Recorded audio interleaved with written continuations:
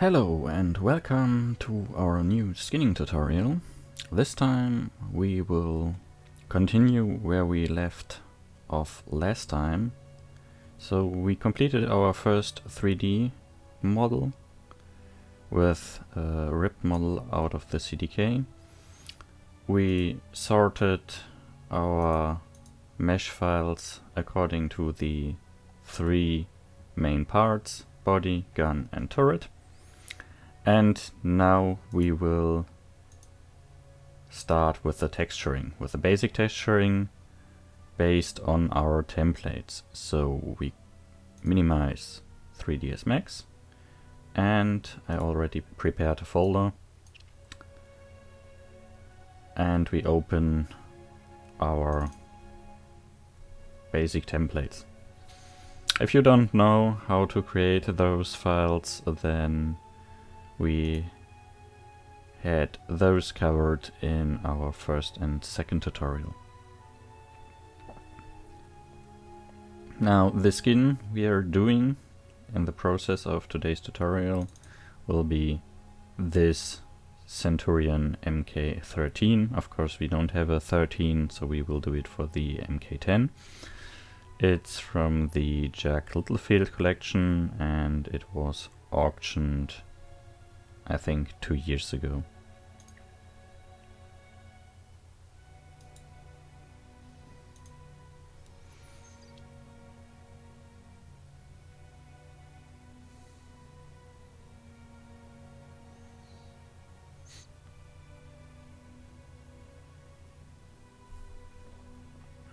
Now here we have our basic layer setup, as mentioned in the tutorial 1 and 2, and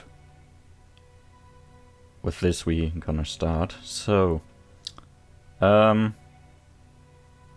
link our textures, we just save this RGB layer here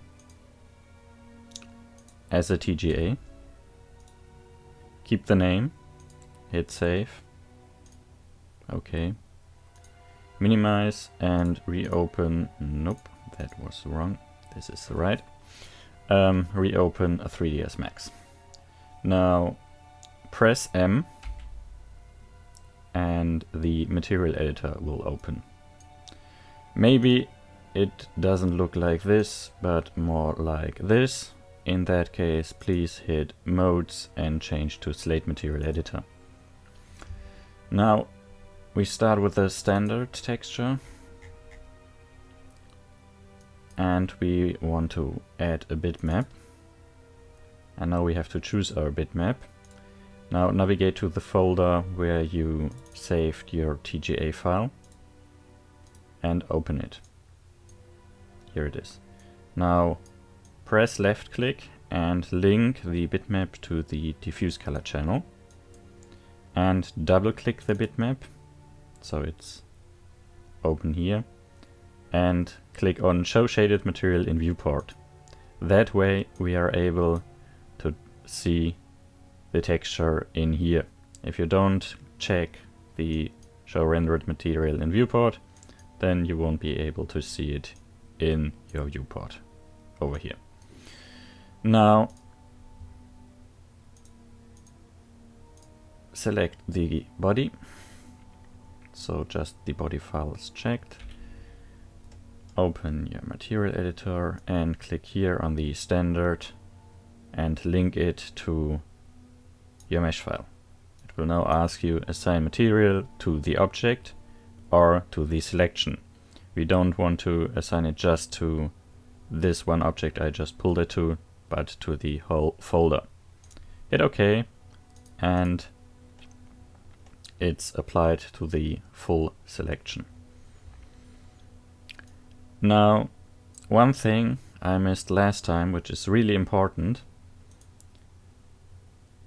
If you start assembling it and you finished assembling it, one time marker the body and the gun and the turret of course, and go on here on modify and go to normals. Hit it, I already did that, and then you should, if you just click on once, see here the normal modifier. In case you have rendering problems, so parts are invisible, it's most of the times the normals. If you're later unable to draw on here with the canvas paint tool, then undo flip normals and it will work. And what I also forgot to say is this whole tutorial also works with the planes and the ships later on. Now we do the same steps with the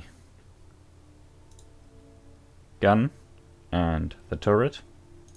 So open up,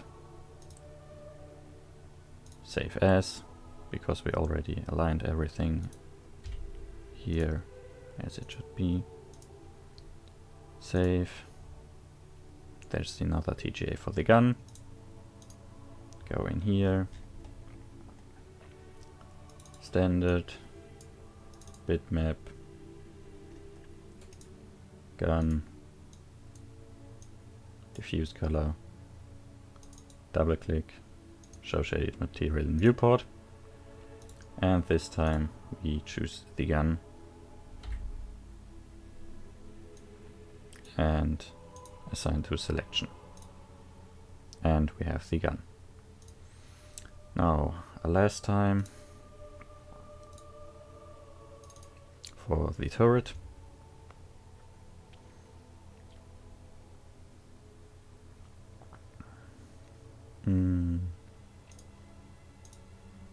Save as. TGA. Okay.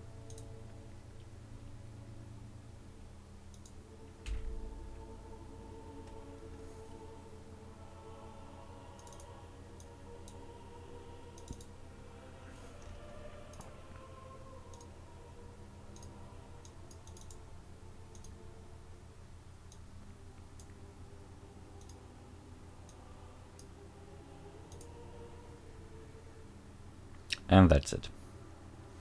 Now we can close this, because we don't need it today anymore. And now we have a tank.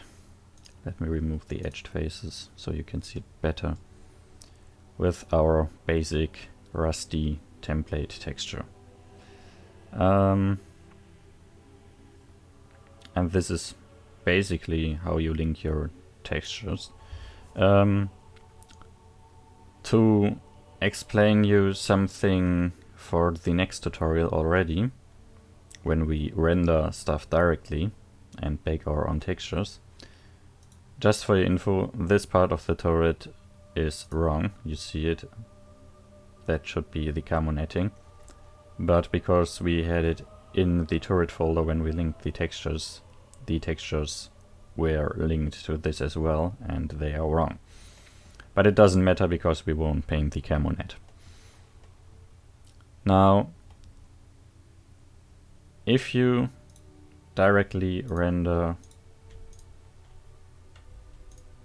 wait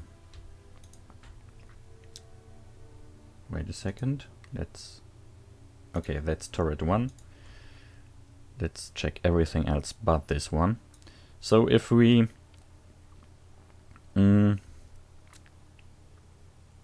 want to render textures directly on here in our next tutorial, then we need to adjust the UV maps to the bitmap. To do that, go in here in the modifier list and go down to Unwrap UV. Click on it, then hit Polygon, and if it's not checked all, Control A to check them all. Now go to Open UV Editor, and in my case it was already done. Normally the UV map will be below here. So go on the correct texture, which will be below. Wait, I make this a little bit bigger. Now you see the texture is below here, and it's the original texture from the template. and normally you have to adjust your mesh, you see here in red, to the texture. So just left click and pull it up here. So I show you. Normally it's down here. If you have a freshly ripped out model, your texture would be here, or sorry, your mesh would be here, and you drag and drop it over the texture, then scroll in and do the fine-tuning. With middle mouse button you're able to pan around. Now if you're correctly aligned the mesh to the template, click on close and then go on right click,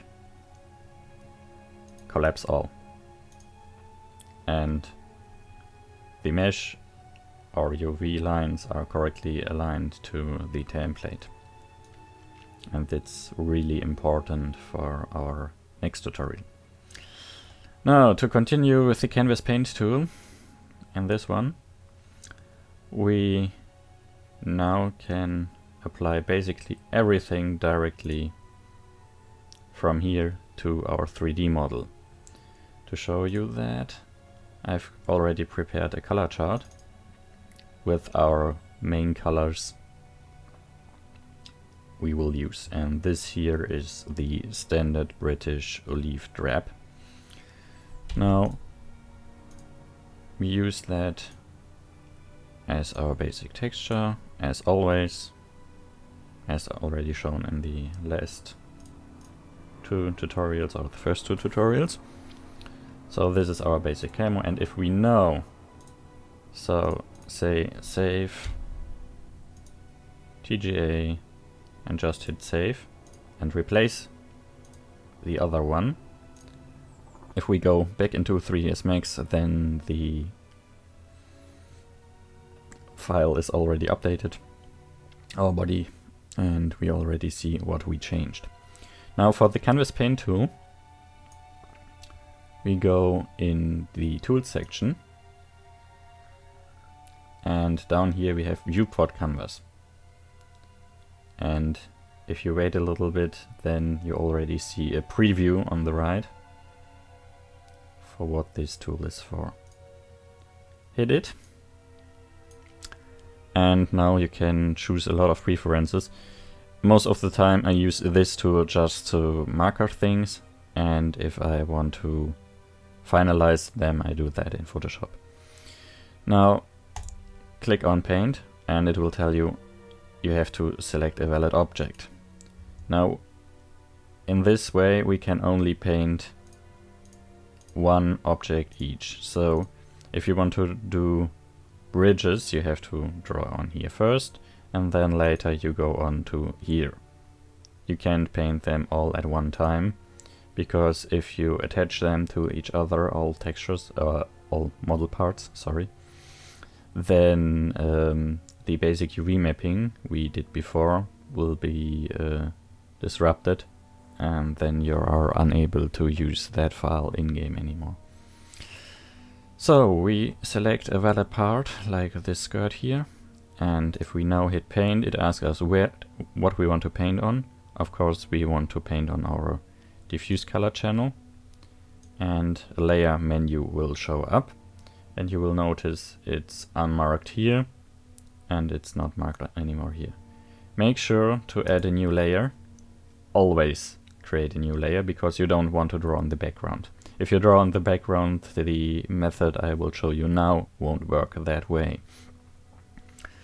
Now I've got a graphic tablet from Wacom here, and it's much more precise than the mouse, so I add change. Use a color you like. If you want to directly work with the color and don't want to change it in Photoshop, you can do that here. Normally I just use black or some bright color, which is easy to recognize.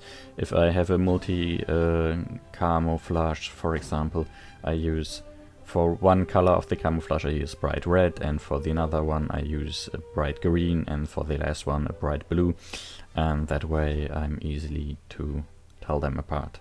And of course I use for a multi-camouflage more layers.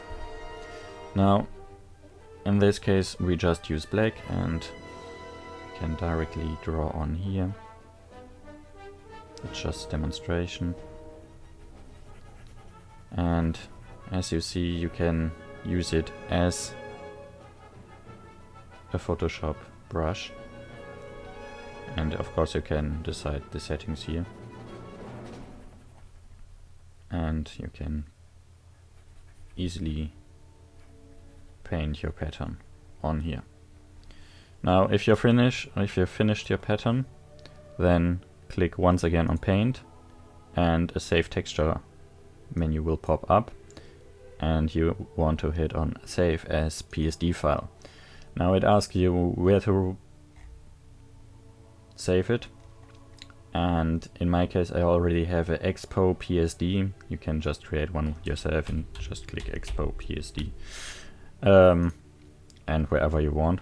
I just have it on my desktop. Hit save, and of course it asked me if I want to overwrite it. I hit yes, and bam, it's gone.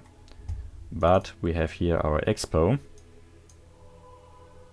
and if you double click it and open it, then you get your background and the layer 1 from before from Autodesk, and we can now click on it and drag and drop it directly on our workspace where we started. And if we go now here and save as, and again TGA, save OK, and go back into here, then you directly see your result. And if something is wrong, you can correct it here. So, for example, I don't like how it's up here. I go back to paint and a layer. And now I can change the color to red, for example, and then say, okay, I don't like how it's up here. I want to remove this part. And then I can export it and subtract this red part from the black part in Photoshop. Now, for example, let's draw a circle. If you want to remove that circle you've just drawn, in that case, you can of course go to the erase tool, but it's a lot more faster to press Shift and just erase it. So Shift is your, if you press Shift, that's your eraser. You have some other tools like fill and clone and gradient tool, smudge tool, burn, and so on. I rarely use those. What I do use sometimes is the 2D view. So here we have our model, and you can scroll in, and of course middle mouse button is pen. And what you all also see is that there are mirrored parts. In this case, this inner part here, or this part here, is the inner part of the skirts. You can't see it at the moment, and you won't see it in game because of course it's the inner part of the skirts. Here's the outer part, and if we draw on the outer part, then most of the time it's mirrored on the mirrored part here. So some parts on the template are mirrored, for example screws. This can be a problem, for example on a plane, if the left flaps and the right flaps are mirrored, and it's exactly the same, and in your camouflage they wouldn't be the same, then you have to work around something. For example, on this tank here, those screws up here in the turret, over here, these screws, those are all mirrored. So if I change the color of one to black, they will all change to black. Same for little parts like this connection here to this cable, or this clip from the cable. Most of the time there's just one of them modeled and all the rest are mirrored. Or for example on the M3 Lee and Grand, the hatches on the body, the escape hatches, are mirrored as well. So if you have a camouflage and in your historic example those are textured in a different way, then you have to work around it, because as soon as you draw on one, the other one will be drawn as well, and colored as well. Now,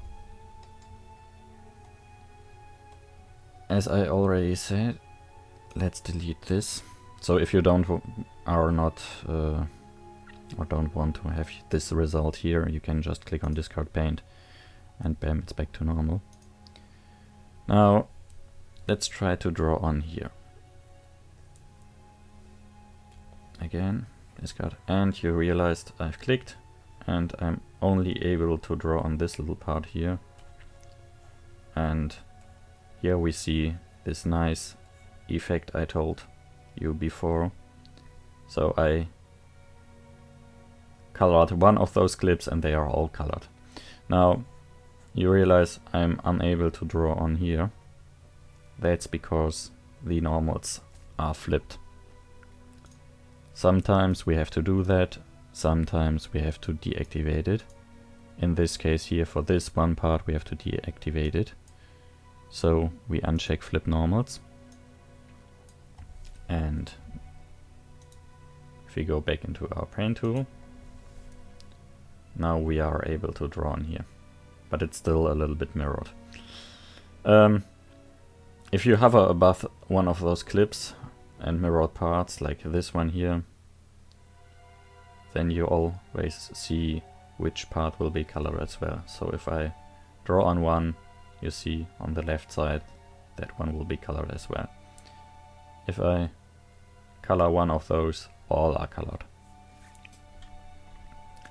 So you have to always have those in mind. And really, if you color or draw on this 3D part, always check your model where exactly stuff is mirrored. You see, I would draw down here and you see up here color appears. And like parts down here, those are basically, this is one little texture and it's copied all over the backside of this tank. Can cause problems, but it doesn't have to. Now, you can continue from here on, and to show you the final result of something like this, that would be this tank here. So I already applied the decals in Photoshop, and of course as soon as I've saved those decals they appear directly here, and it's really easy to align them like this Li-N properly, like they should be. So I just need to check my reference picture and can directly do it in here, and I don't need to always save the whole thing as DDS and then move in-game, check it if it's in-game correct, and then move back to Photoshop, correct something, and then save it again, move to the game and check it again. So I can do that all directly in 3ds Max if I have a properly aligned and assembled model. And that's it for the canvas paint tool. In our next tutorial we will start with baking textures. So to explain that, sometimes you have decals, like on my IS-2 I did from the Berlin Brigade, where you have invasion markings and stuff like that. And if you have a very round turret, those will bend. Now, of course, you could draw them by hand, but sometimes you have decals you can't draw by hand or writing, like here. And then you have to render those directly on the texture. And you can't do that with the Canvas Paint tool. What you can do with the Canvas Paint tool is to add layers. That's possible. So you are able, if you go to load bitmap into current layer, then you are able to load a bitmap into the current layer, and you are able to move it around. Problem is, it's a bitmap. It's not a PNG file and it's not a PSD file, so it has to be something like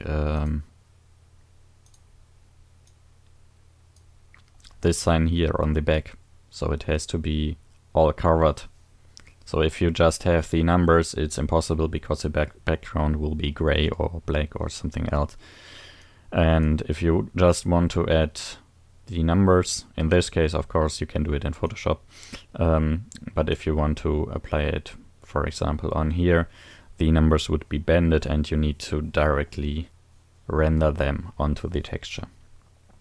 And how we do that, or how to do that, I will show you in our next tutorial. So, if you like the tutorial, feel free to like and subscribe it. If you have any questions, feel free to ask me those in the comments here or on Warthunder Live. And see you in the next tutorial. Bye bye.